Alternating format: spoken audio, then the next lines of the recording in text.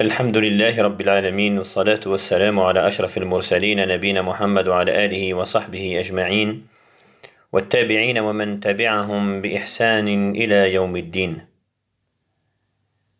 اللهم تقبل منا إنك أنت السميع العليم واغفر لنا إنك أنت الغفور الرحيم واعتق رقابنا من النار ورقاب آبائنا وأمهاتنا وأحبابنا وذوينا وأخواتنا وإخواننا من النار ومن أحبنا فيك ومن أحببناه فيك من النار. اللهم تقبل منا الصيام واجعلنا ممن صام رمضان إيمانا واحتسابا واجعلنا ممن قام رمضان إيمانا واحتسابا. Oh Allah, pardonne nos péchés, accepte notre jeûne, accepte nos prières, accepte nos invocations.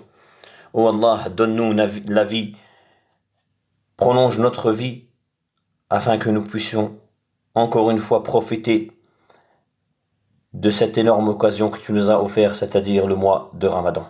Amin, amin, amin. C'est la dernière leçon de cette série, un verset, une histoire. Et je demande à Allah Azza wa Jal qui fait que cette série soit sincère pour lui et que cette série soit bénéfique pour celui qui la prononce, comme pour celui qui la partage, comme pour celui qui l'écoute. Innahu waliyu dhalika wal qadiru alayh.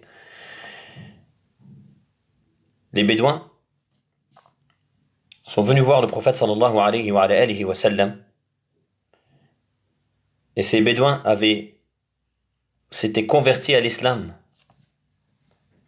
pas vraiment par conviction, par crainte du prophète sallallahu alayhi wa sallam et de ses compagnons.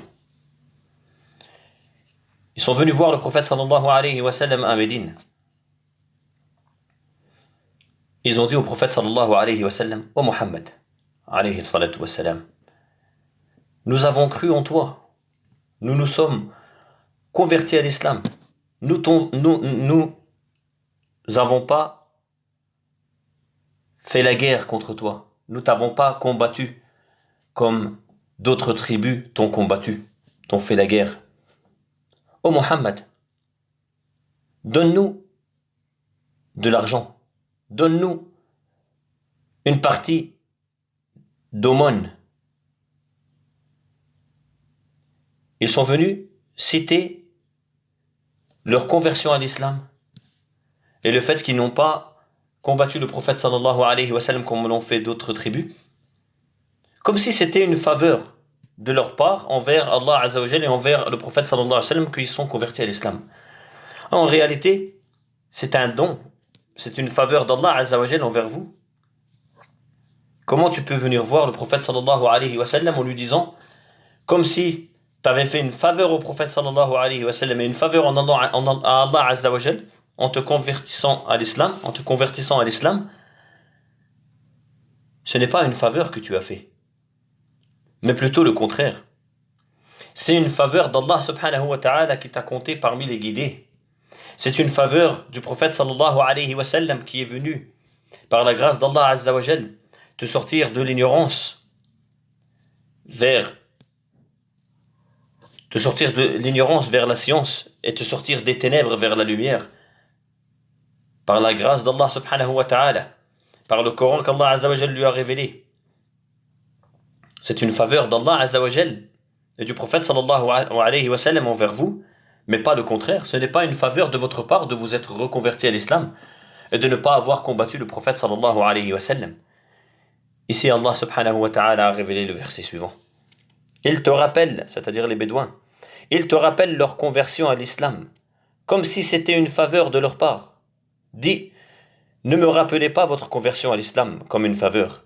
C'est tout au contraire une faveur dont Allah vous a comblé en vous dirigeant vers la foi, si toutefois vous êtes véridique. Si vous êtes véridique, c'est en réalité une faveur d'Allah Azza wa Jal qui vous a guidé, qui vous a dirigé vers l'iman, vers la foi, mais pas le contraire. Ne venez pas comme si c'était une faveur comme si c'était une faveur de votre part d'être rentré dans l'islam ou de ne pas avoir combattu le prophète sallallahu alayhi wa sallam. Ces gens-là, pour la plupart, s'étaient convertis, pas avec conviction. C'est pour cela que la plupart d'entre eux après la mort du prophète sallallahu alayhi wa sallam, ils sont sortis de l'islam, a'yadun billah, pour la plupart d'entre eux. Voilà comme Allah Azza wa Jal répondait à travers la révélation aux associateurs, comme comme on a pu le voir durant cette série. Voilà comment Allah subhanahu wa ta'ala révélait aux messagers d'Allah sallallahu alayhi wa sallam et révélait à ses compagnons qu'est-ce qu'il se cachait, qu'est-ce qu'il y avait vraiment dans le cœur de ces bédouins, comme nous venons de le voir aujourd'hui. Et voilà, vous avez également écouté et entendu comment Allah Azza wa Jal révélait à son messager ce que les hypocrites murmuraient chez eux ou dans leurs réunions. Voilà comment Allah subhanahu wa ta'ala a enseigné, a révélé à son prophète sallallahu alayhi wa sallam comment les juifs, même s'ils avaient signé avec lui un pacte, comment ils ont essayé de le trahir, comme nous avons vu lorsqu'on a vu les différents versets de Surat Al-Ahzab et les différentes histoires de Surat Al-Ahzab. Voilà comment Allah subhanahu wa ta'ala a fait de son miracle qui est le Coran un miracle qui éclaircissait le prophète sallallahu alayhi wa sallam dans le cœur pour montrer au prophète sallallahu alayhi wa sallam ce qu'il se passait dans le cœur des hypocrites, dans le cœur de Ahl Kitab, des gens du livre, dans le cœur de Quraysh, dans le cœur des Bédouins qui s'étaient convertis seulement pour recevoir de l'aumône. Nous demandons à Allah subhanahu wa ta'ala qui nous éclaircisse et qui nous enseigne plus encore les versets du Coran. Innahu waliyyu dhalika wal qadiru alayh. Avant de terminer, il y a une chose très importante. Premièrement, hier j'ai oublié de citer, lorsqu'on a parlé des règles du Eid, le bain rituel comme le bain du vendredi. Donc le prophète sallallahu alayhi wa sallam également, parmi la sunna le jour du vendredi, il se lavait comme il le faisait pour le Jumu'ah, le bain rituel. Donc il faisait le bain comme pour le vendredi, il le faisait également pour le jour du Eid avant de sortir de chez lui. Donc ça c'était très important de le rappeler. Deuxièmement, lorsqu'on a parlé de takbirat al-Eid, il y a une divergence entre les savants. Il y y en a, ils ont dit, comme je l'ai dit hier, 8 takbira lors de la première. Et takbira, c'est le fait de dire Allahu Akbar. Il y a 8 takbira lors de la première unité avec la takbira de l'ihram, avec la takbira de l'ouverture de la prière, du début de la prière. On a dit que sur cette question-là, il y a une divergence. Et barakallahu fi, il y a un frère qui m'a rappelé, il y a une divergence. Donc le fait de faire 8 takbira lors de la première unité et 6 lors de la deuxième unité, ceci est légiféré, car il y a une divergence et des grands savants, même des compagnons, le faisaient.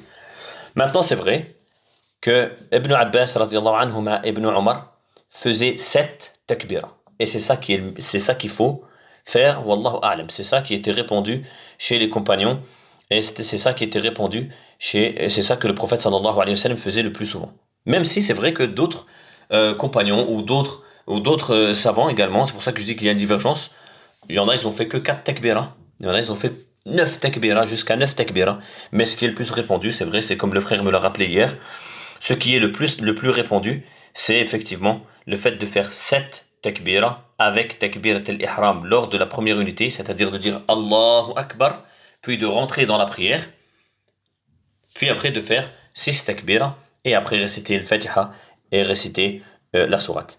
Et dans la deuxième unité, faire 6 takbira avec la prière, avec la takbira lorsqu'on se relève de la prosternation, c'est-à-dire on se relève de la prosternation, on dit Allahu Akbar, et on en fait encore 5 takbira.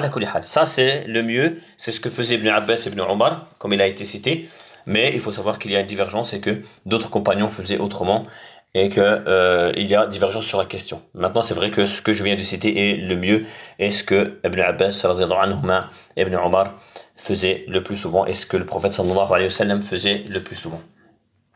Nous demandons à Allah subhanahu wa ta'ala qui nous accepte nos œuvres durant le mois de Ramadan, et après le mois de Ramadan, et qui nous guide et que nous ne soyons pas de ceux qui vont délaisser le Coran après le Ramadan, et que nous ne soyons pas de ceux qui vont délaisser Qiyam al-Layl après le Ramadan, la prière nocturne, et que nous ne soyons pas de ceux qui vont délaisser le jeûne après le Ramadan. Et c'est pour cela que je vous conseille et je vous rappelle, car tout le monde le sait, n'oubliez pas de jeûner les 6 jours de Shawwal. N'oubliez pas de jeûner les 6 jours de Shawwal. Et il n'est pas autorisé de commencer à aller jeûner le jour de l'Eid. Il n'est pas autorisé à aller jeûner le jour de l'Eid. Mais le mieux, c'est de passer l'Eid, faire l'Eid, c'est-à-dire le jour de l'Eid, il ne faut pas jeûner, il est interdit de jeûner. Puis après, la personne qui veut commencer à jeûner, alors qu'il les jeûne, ce sont des jours très bénéfiques également pour la personne. La personne, lorsqu'elle fait le mois de Ramadan en entier, puis elle fait suivre de 6 de Shawwal, elle jeûne 6 jours de Shawwal, c'est comme si elle avait jeûné toute l'année. Ça, c'est la première chose. La deuxième chose, il y a une divergence entre les savants, entre le fait de, par exemple, une personne, par exemple pour une femme, qui était indisposée pendant le Ramadan, pendant 5 jours, est-ce qu'elle doit faire ces 5 jours, est-ce qu'elle doit rattraper ces 5 jours de Shawwal?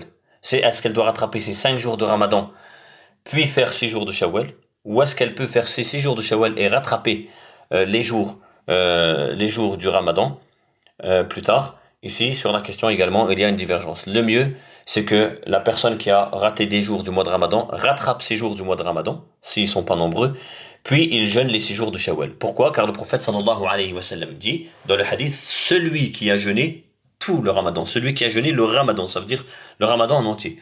Sauf que celui qui a raté 2 ou 3 à cause d'un voyage ou à cause d'une maladie ou autre,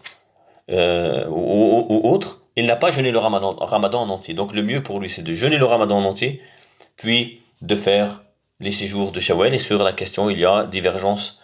Celui également qui veut faire les 6 jours de Shawwal peut rattraper plus tard, il peut le faire, même si le mieux c'est de rattraper ces jours de Ramadan, puis faire les 6 jours de Shawwal. Wallahu a'lam. Wa sallallahu wa sallam wa zid wa barik ala abdika wa rasulika nabina Muhammad. Subhana rabbika rabbil izzati amma yasifun. Wa salamu ala al-mursalin walhamdulillahi rabbil alamin.